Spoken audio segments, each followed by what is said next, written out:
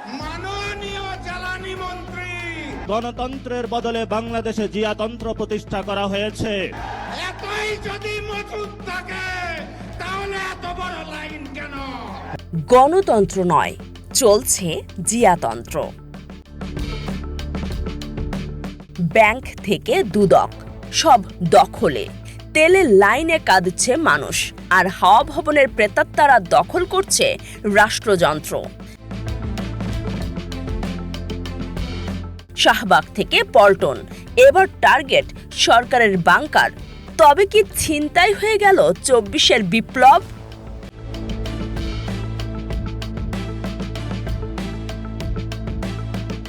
আসছে ফাগুনে কোন মহা বিস্ফোরণের ইঙ্গিত দিলেন নাসির উদ্দিন পাটোয়ারি?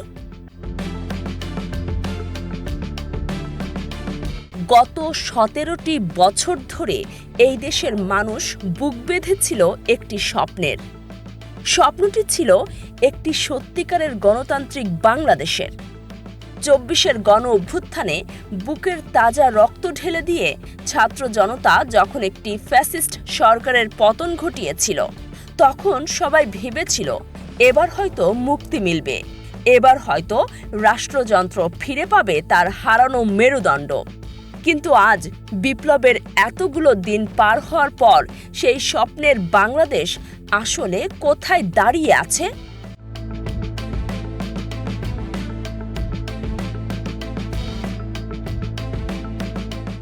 ১২ই ফেব্রুয়ারি যে নতুন রাজনৈতিক অধ্যায়ের সূচনা হয়েছিল, তা কি আসলেই মানুষের আকাঙ্ক্ষার প্রতিফলন ঘটাতে পেরেছে? না, বাংলাদেশে গণতন্ত্রের বদলে প্রতিষ্ঠা করা হয়েছে জিয়াতন্ত্র।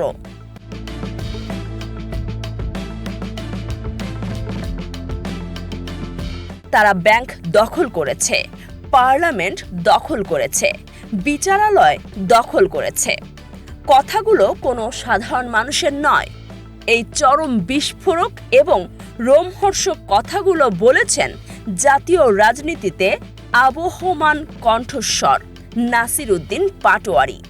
তার এই একটি বক্তব্য আজ পুরো বাংলাদেশের রাজনীতিতে আক্ষরিক অর্থেই এক মেগাটন বোমার বিস্ফোরণ ঘটিয়েছে। কি ঘটছে আসলে রাষ্ট্রের ভেতরে?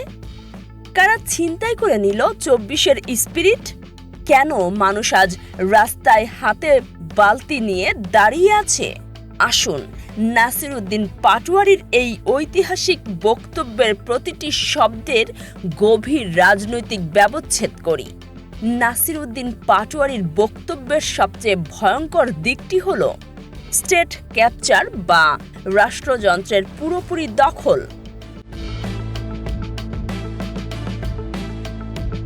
২৪-এর গণ অভ্যুত্থানের মূল দাবি কি ছিল? দাবি ছিল সাংবিধানিক প্রতিষ্ঠানগুলোর সংস্কার, পুলিশ প্রশাসন, বিচারালয়, দুদক, বাংলাদেশ ব্যাংক এবং সাংবাদিক সমাজকে দলীয় লেজুর বৃত্তির বাইরে নিয়ে আসা। কিন্তু বাস্তবতা কি? নাসির উদ্দিন পাটোয়ারি অত্যন্ত স্পষ্ট ভাষায় আঙুল তুলেছেন শীর্ষ নেতৃত্বের দিকে। তার দাবি, সংস্কারের নামে মূলত হাওয়া ভবনের প্রেতাত্মাদের, সেই পুরনো ভাই বেরাদারদের এনে রাষ্ট্রের প্রতিটি রন্ধ্রে রন্ধ্রে বসানো হয়েছে। কাউকে বসানো হয়েছে দুর্নীতি দমন কমিশনে, কাউকে বাংলাদেশ ব্যাংকে, কাউকে বিচারালয়ে, কাউকে পুলিশ প্রশাসনে, আবার কাউকে খোদ পার্লামেন্টে।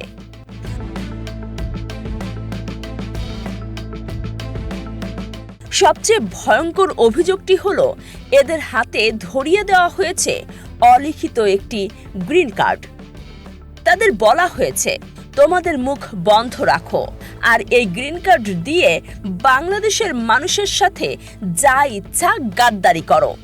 এই যদি হয় সংস্কারের রূপ, এই যদি হয় একটি নতুন বাংলাদেশের চিত্র, তবে এই দেশের ভবিষ্যৎ কি? শুধু কি প্রতিষ্ঠান দখল? 11 দলীয় জোটের যারা এর প্রতিবাদ করছেন, সন্ত্রাসী কায়দায় তাদের বাসা বাড়িতে আজ হামলা চালানো হচ্ছে। ভিন্নমত দমনের এই চিত্র কি আমাদের সেই পুরনো স্বৈরাচারের কথাই মনে করিয়ে দিচ্ছে না? এবার আসুন এসির ভেতরের রাজনীতি থেকে একটু রাস্তার দিকে তাকাই। সাধারণ মানুষ কেমন আছে? নাসিরউদ্দিন পাটোয়ারি তার বক্তব্যে যে চিত্র তুলে ধরেছেন তা শুনলে যে কারো বুকের ভেতরটা মোচড় দিয়ে উঠবে। আমরা চেয়েছিলাম ব্যবসায়ীরা নিরাপদ থাকবে, কিন্তু আজ একজন সাধারণ ব্যবসায়ী চোখের জল মুছতে মুছতে বলছেন, ভাই, সন্ধ্যা 6টার পর একটু কাস্টমার আসে, আর ঠিক 6টার পরই সরকার নিয়ম করে দিয়েছে দোকান বন্ধ করে দিতে হবে। মধ্যবিত্তের মেরুদণ্ড আজ ভাঙা, আর যারা রাস্তায় খেটে খায়, একটু কল্পনা করুন একজন পাঠাও বা উবার চালকের কথা, যে মানুষটি সারাদিন বাইক চালিয়ে 2 টাকা আয় করে গ্রামে তার সন্তানের কাছে পাঠায়। সেই মানুষটি যখন পেট্রোল পাম্পে যায়, ঘন্টার পর ঘন্টা সিরিয়ালে দাঁড়িয়ে থাকে। যখন পাম্পের কাছে পৌঁছায় তখন তাকে বলা হয় তেল নাই। সন্ধ্যায় আবার লাইন ধরে, আবার বলা হয় তেল নাই। জনগণের হাতে আজ ভোটের অধিকারের বদলে ধরিয়ে দেওয়া হয়েছে তেলের বালতি। রাস্তার পর রাস্তা শুধু সিরিয়াল আর সিরিয়াল। একজন বাবা যখন তার বাইকে তেল ভরতে না পেরে আয় করতে পারে না, তখন সে তার সংসারটা চালাবে কিভাবে? এই কি 24-এর গণ অভ্যুত্থানের আকাঙ্ক্ষা ছিল? এই জন্যই কি হাজারো ছাত্র জনতা বুকের রক্ত দিয়েছিল? নাসিরউদ্দিন পাটোয়ারি একটি চরম সত্য কথা স্মরণ করিয়ে দিয়েছেন। তিনি বলেছেন, এই জিয়াউর রহমানের সন্তানের ভবিষ্যতের সাথে বাংলাদেশের ভবিষ্যৎ যাবে না। তাহলে বাংলাদেশের ভবিষ্যৎ কোন পথে যাবে? বাংলাদেশের ভবিষ্যৎ যাবে উসমান আলীর সাথে। বাংলাদেশের শান্তির পথ যাবে আমাদের 24-এর গণ অভ্যুত্থানের হাজারো শহীদের রক্তের পথে। যারা আজ ক্ষমতা পেয়ে সেই শহীদদের রক্তের সাথে বেইমানি করছে, যারা জনগণের অধিকার হরণ করছে, তাদের জন্য নাসিরউদ্দিন পাটোয়ারির বার্তা অত্যন্ত স্পষ্ট। যদি এই পথে কেউ বাধা হয়ে দাঁড়ায়, আমরা তাদের প্রতিরোধ করতে প্রস্তুত আছি ইনশাআল্লাহ। শুধু আবেগ নয়, নাসিরউদ্দিন পাটোয়ারি তার বক্তব্যে একটি সুনির্দিষ্ট আন্দোলনের রোডম্যাপ বা ব্লুপ্রিন্টও তুলে ধরেছেন। তিনি মনে করিয়ে দিয়েছেন, আমরা সেই দিন শাহবাগে দাঁড়িয়েছিলাম, সরকারকে আলটিমেটাম দিয়েছিলাম। আমরা কারওয়ান বাজার গিয়েছি, গণভবন গিয়েছি, কিন্তু সরকার কর্ণপাত করেনি। সরকার ভেবেছিল এরা হয়তো ভয় পেয়েছে, কিন্তু না। ইলেকশনের পর 11 দলীয় জোটের প্রথম প্রোগ্রাম হয়েছিল বাইতুল মোকাররমে, আর আজ তারা এগিয়ে এসেছেন পল্টন মোড়ে। নাসিরউদ্দিন পাটোয়ারি সরকারকে পরিষ্কার আলটিমেটাম দিয়েছেন, যদি সরকার সঠিক পথে না আসে, যদি জনগণের গণভোটের রায় বাস্তবায়ন না করে, সংস্কার প্রক্রিয়া বাস্তবায়ন না করে, দ্রব্যমূল্যের দাম না কমায়, জ্বালানি সংকটের নিরসন না করে এবং প্রতিষ্ঠানগুলো থেকে যদি হাওয়া ভবনের গুন্ডা সন্ত্রাসীদের সরিয়ে জনগণের কাছে ন্যস্ত না করা হয়, তবে এই মিছিল থামবে না। এই মিছিল পল্টন থেকে যাবে কাকরাইল। আর সরকার নিজেদের রক্ষার জন্য যেসব বাংকার বানাচ্ছে, এক এক করে সেই বাংকারে গিয়ে উপস্থিত হবে এই জনস্রোত। সেখানে গিয়ে তারা স্বাধীনতার আওয়াজ তুলবে।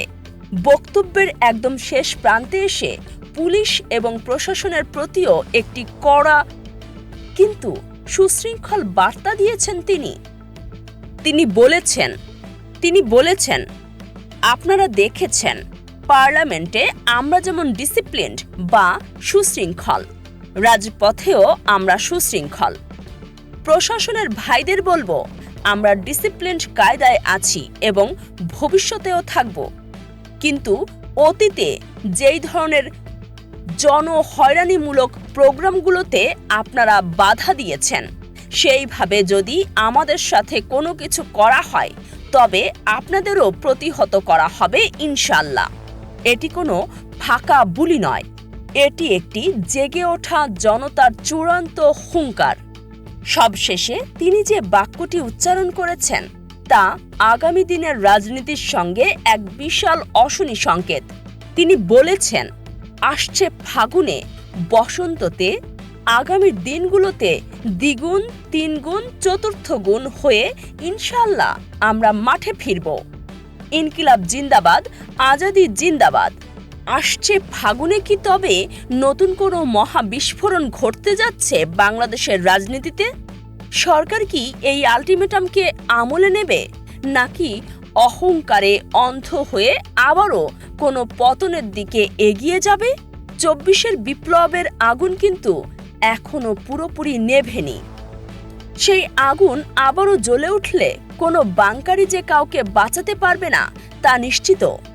দেশের রাজনীতির অজানা সমীকরণ, পর্দার আড়ালের খেলা এবং খবরের পেছনের বস্তুনিষ্ঠ বিশ্লেষণ সবার আগে পেতে চোখ রাখুন আমাদের চ্যানেলে।